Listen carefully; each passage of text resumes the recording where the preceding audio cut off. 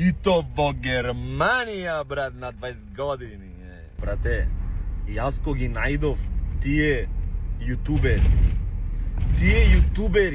имаја по 400-500 сабскрајбери, толку, 300 или 500 максимум. И имаја снимено по 700 видеа.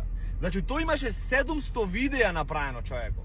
Ме разбираш? Значи, 700 видеа ги снимил, ги едитирал, направил некоја анимација во видеово и го поставил. И со тоа добил само 300 сабскрајбери или 400 максимум. Него ги речи, јас 400 видеа снимам, ама немам никаков ефект од тоа заради тоа што веќе немат сабскрајбери. Ама ти, бате, што си направил, си изгрендал, си научил како да снимаш, си научил како да едитираш, си научил шо пали, шо не пали. Ти текви. И сега батиња, мислам, едно од ова бате, ќе го поздравам во видео, нема да кажам кој е, може ќе погодите во коментари. Бате имат успешна продукција за снимање подкасти, снимање емисии, и то во Германија, брат, на 20 години.